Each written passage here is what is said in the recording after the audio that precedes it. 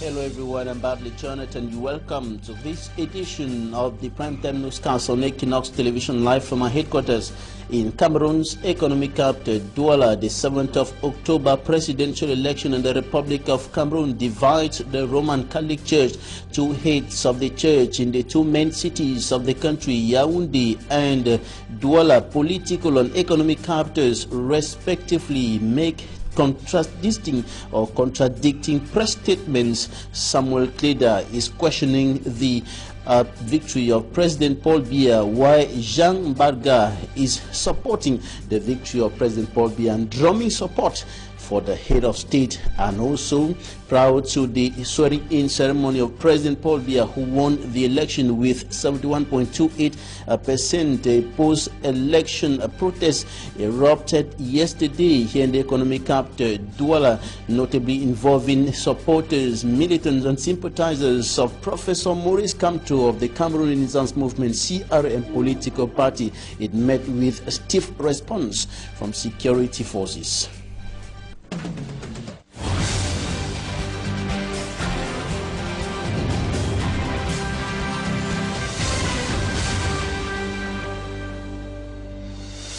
Thanks, ladies and gentlemen, for joining us on this edition of the news on Equinox Television. Militants, supporters, sympathizers of the Cameroon Renaissance Movement (CRM) political party presidential candidate Professor Maurice Kamto took to the streets in the economic capital Douala over the weekend, protesting against the 71.28% of win of President Paul Biya, the October 7, 2018 presidential election. They met security forces on their way through the streets of the economic capital Douala, and they were brutalized, some of them injured by security forces. As for me, Armstrong Sander reports. While Minister Paul Atanganji accused Maurice Kamto of inciting a rebellion, the candidate and president of the Cameroon Renaissance Movement Party goes ahead to launch his national resistance program. Minister Paul Atanganji, in what many have qualified as an anticipated outing on Friday, October 26 in Yaoundé, warned against calls of insurrection and attempts to trouble social peace. All attempts to disrupt public order will be handled with firmness. Perpetrators, likewise those they would have incited in joining them, will have to answer before competent judicial institutions. Barely 16 hours from his outing, Maurice Kamto's plan went operational in the city of Douala, taking the form of street protest. Sympathizers of the Kamto cause and supporters of the CRM party braved militarized streets of Douala to denounce what they qualify as electoral hold-up, before being arrested and released later in the day by forces of law and order. The minister had earlier stated in his outing in Yaoundé that the CRM candidate and his followers have been multiplying acts of provocation, promising stringent legal measures against perpetrators and partners to act against social peace. All those who will attempt to violate the laws of the Republic will answer before the law courts and be rigorously treated by the same laws. The minister's warning and the arrest of protesters in Douala apparently did not scare Yaoundé-based sympathizers of the CRM National Resistance Plan, who were bent on inscribing Yaoundé on the resistance map.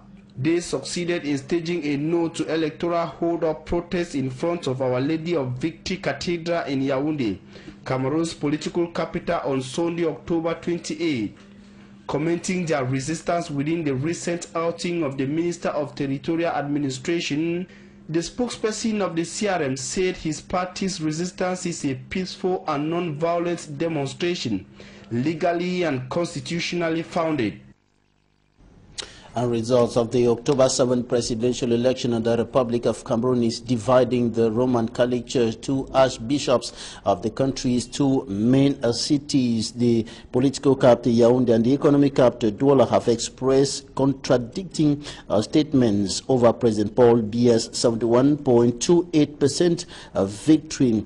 That is, contradicting statements coming from Archbishop Samuel Klida of the Douala Metropolitan Archdiocese and Jean Mbarga of the Yaoundé Archdiocese of the Roman Catholic Church. And notably, Samuel Klida indicated in his press statements that it was difficult to believe that President Paul Biya grabbed a great victory in the northwest and southwest regions of the country, as well as in the northern regions of the country, with regard to the socio-political atmosphere reigning in those parts of the country, with the Anglophone crisis that has continued deepening in the northwest and southwest regions, while the far north region of the country is hit by terrorist attacks from Boko Haram militants coming from Nigeria, and of course a region hit by extreme poverty, hardship, difficulties, and of course suffering and hunger. And of course the man of God cast doubts on the victory of the president of the Republic of Cameroon in those parts of the country, but on the heels of a protest move by opposition supporters against President Paul Biya's victory in front of the Our Lady of Victory Cathedral in the heart of the nation's political capital Yaoundé, Archbishop Jean Mbarga condemned the protests in front of the church and said that the church should not be associated to politics. Now we come back on the press statements of Archbishop Samuel Klida, who is the Archbishop of the Douala Metropolitan Archdiocese of the Roman Catholic Church and President of the National Episcopal Conference. Mimi Mefo Hasmo. On voit aujourd'hui que ces gens ont voté pour ceux qui les dirigent actuellement 89%. Il dit ça me pose sérieusement problème. Archbishop Samuel Klida of the Metropolitan Archdiocese in Douala has said that he is not convinced that up to 89% of the population in the far north region voted for the CPDM candidate Paul Biya. L'extrême nord est aujourd'hui la région la moins développée au Cameroun. The far north region, according to Archbishop Samuel Klida, is one of the less developed and poorest localities in Cameroon today, and that a people in this condition cannot opt to be governed by the same system. Alors, quand on voit aujourd'hui que ces gens ont voté pour ceux qui les dirigent actuellement 89%, il dit ça me pose sérieusement problème. The president of the National Episcopal Conference cast doubts over Paul Biya's victory in the conflict-hit northwest and southwest regions. La zone anglophone, où aussi les résultats du parti au pouvoir, les pourcentages sont très élevés. According to his lordship Samuel Klida, the figures of voters advanced are questionable, given that majority of the population is displaced in other parts of Cameroon or out of the country. Au moment où on n'a pas pu faire campagne là-bas, parce que les gens, nous connaissons la situation de la crise, alors tous ces gens, ce pourcentage, je me pose la question, viennent d'où? According to Archbishop Samuel Klida, the petitions regarding the northwest and the southwest regions filed by opposition party candidates were founded and had to be given due attention by the Constitutional Council and not outrightly rejected. Un slogan, l'expression rejetée, irrécevable, je crois que c'est irrécevable. Mais ce n'est que ça. Normalement, on devrait en tenir compte. Parce que les arguments présentés sont quand même des arguments fondés. He said that Cameroon is a country with a rule of law and that the laws must be respected by the institutions in place. The general conduct of the election, according to Archbishop Samuel Klida, was not hitch-free. En particulier, je vois dans les pays, n'est-ce pas, de l'Afrique, les pays d'Afrique, de l'Afrique centrale. Parce qu'on a l'impression qu'avant d'aller aux élections, on connaît déjà le résultat. He said that the results of election in Central African countries are always known before voters go to the polls, and that Cameroon is not. As the socio-political and security crisis hitting the two Anglophone regions of the Republic of Cameroon, the northwest and the southwest regions deepens further, it is becoming more and more difficult for inhabitants of those parts of the country to put food on the table every day. And in the days ahead, the World Food Programme will be dispatching 1,091 tons of combined commodities to 4 regions of the country hit by crisis, including the two Anglophone regions, the northwest and the southwest regions. And this information was made public today here in the economic capital, Douala. Mimi Mefo has the details. The growing humanitarian crisis in the northwest and southwest regions hit by instability for close to 2 years is a major preoccupation to the World Food Programme. For the first time, the Food Assistance Branch of the United Nations would in the days ahead provide foodstuff to 50,000 persons in different towns and villages in the northwest, southwest, littoral and west regions, harboring those in need or the displaced population seeking refuge. According to the country's program director of the World Food Programme, ABDOULAYE BALDE, food security has witnessed a dramatic decline in the conflicted regions. First, we did a comprehensive food security and vulnerability analysis. At that time, Northwest was not too much a concern, but we noticed that there were some elements in terms of nutrition and food security that was not very positive. After 3 to 4 months, we went back. Food came at the top, apart from shelter because they were still living in the bush. So they themselves, they know food is necessary.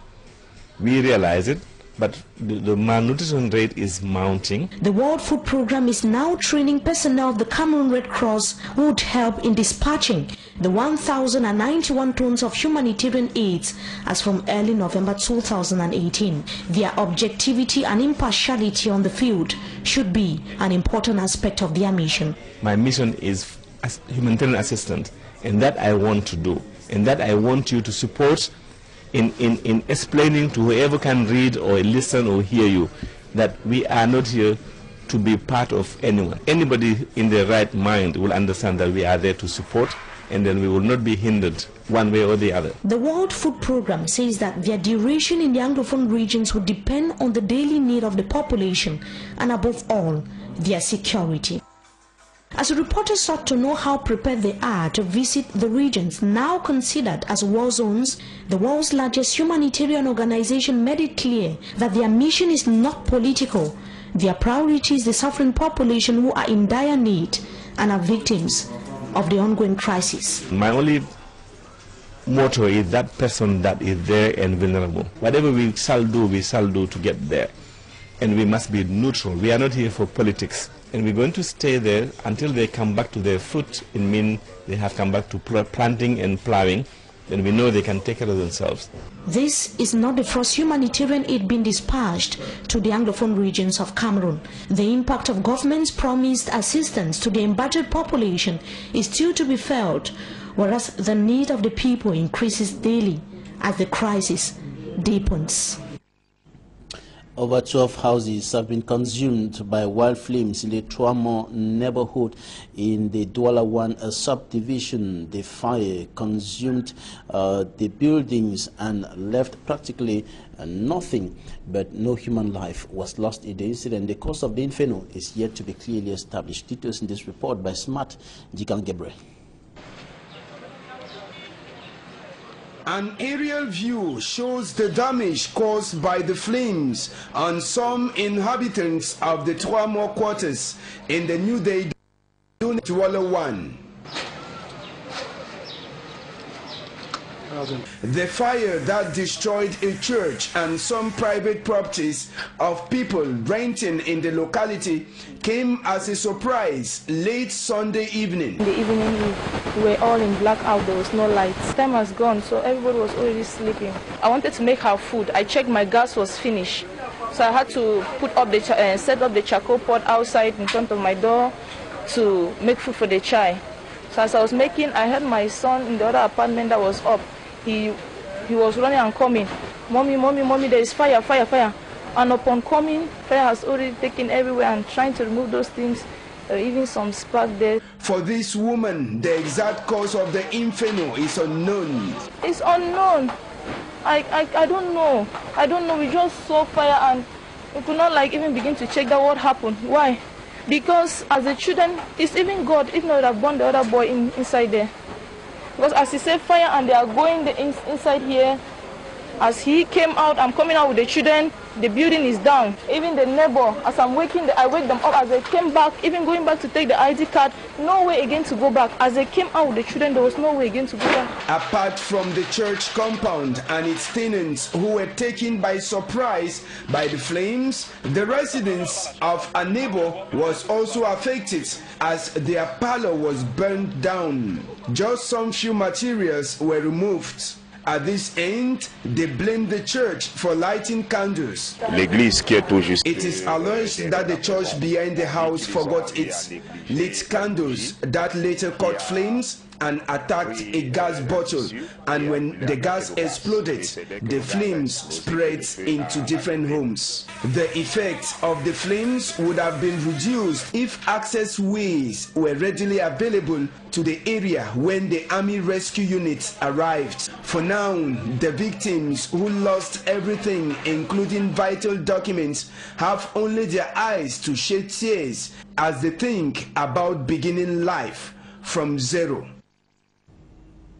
Out of Cameroon, a 30-year-old woman blew herself up in the center of the Tunisian capital, Tunis, earlier today. At least 80 people sustained injuries of varying severities and were taken to hospital, including police and civilians, but void of fatalities. The perpetrator, who was not known to authorities for extremism, was killed on the spot. A witness reported an explosion on the central Abib Bourguiba Avenue, where police were cordoning off the area near the capital's landmark municipal theater. And that's it for the first segment of this news. Coming up next, Talking Point.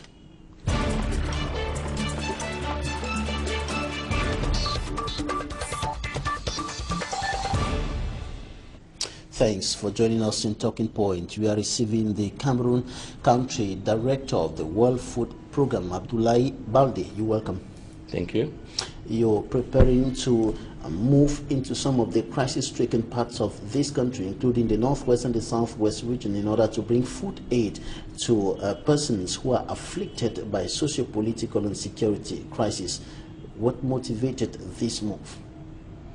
Well, thank you. This is part of our mandate to support people who cannot help themselves in time of crisis. The WFP has been following the situation for at least 1 year, and we've assessed the situation in terms of food security and nutrition. And as we did the assessment, we found that the situation was deteriorating.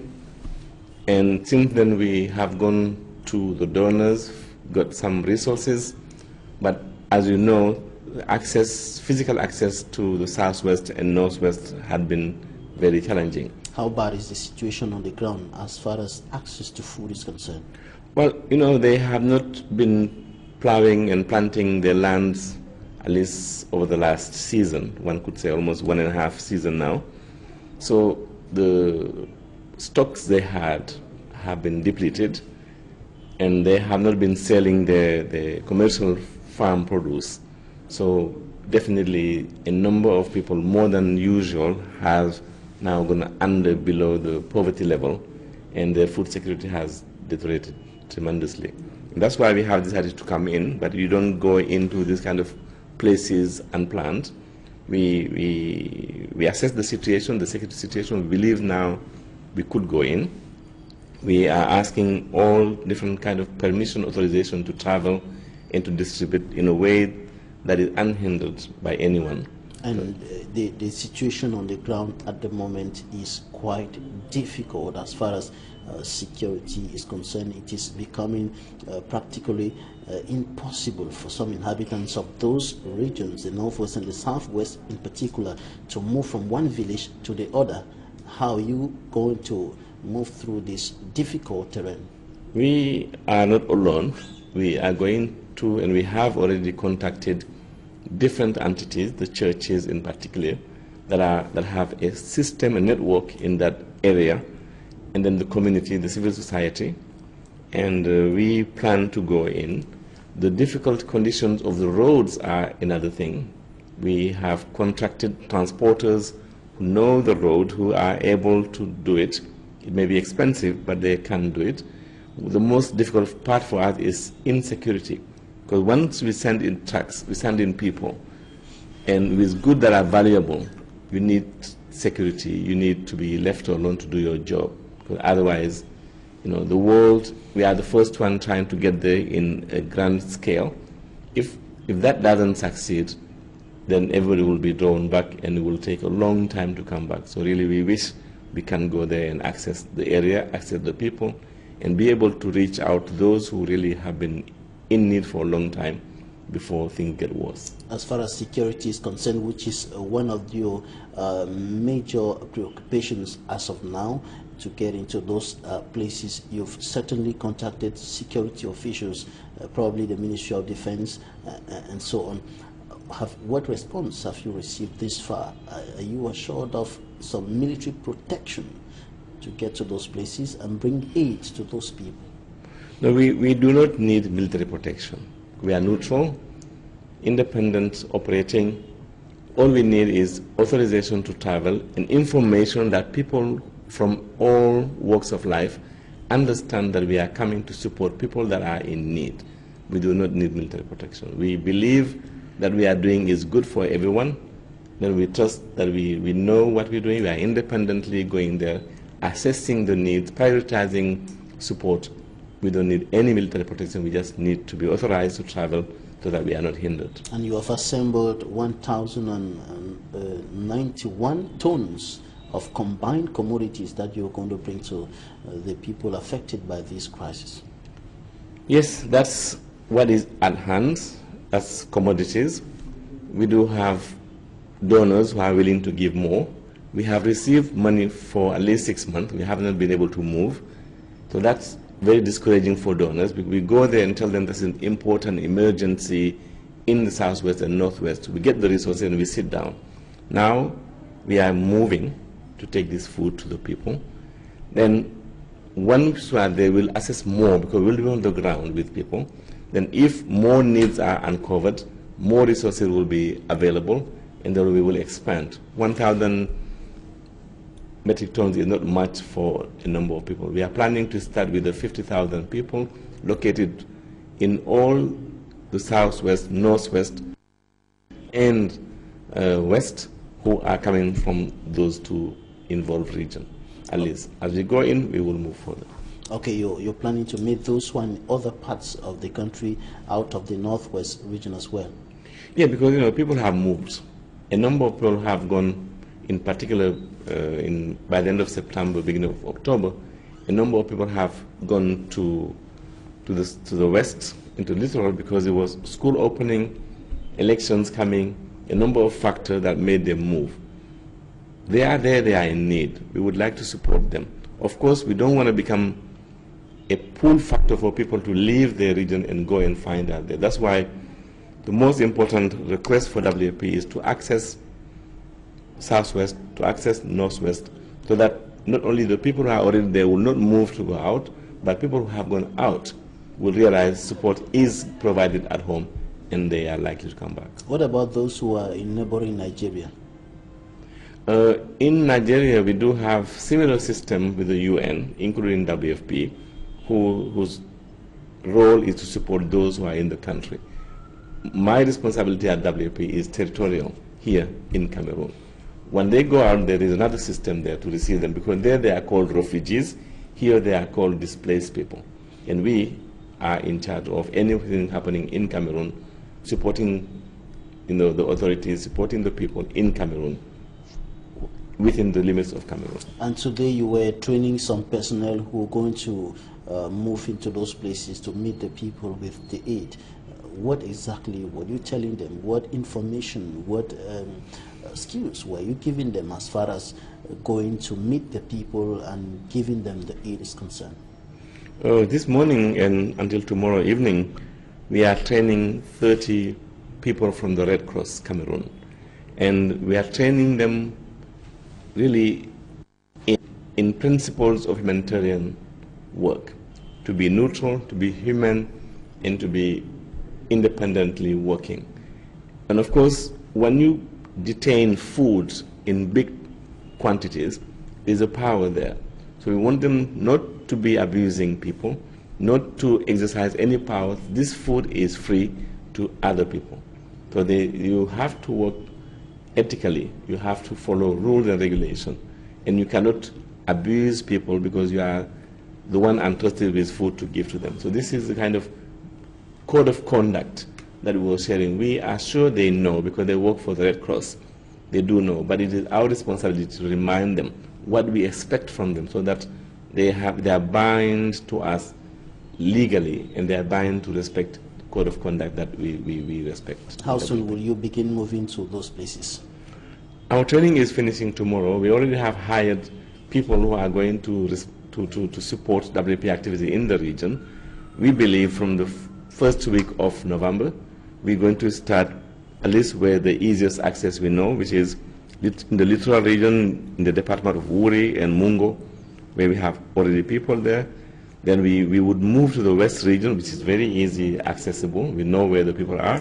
And these are the department of Bambutos, Menua, Mifi, and Nun. Then we move to the southwest, Meme, Manunyu, and then we move over to northwest, Bamenda.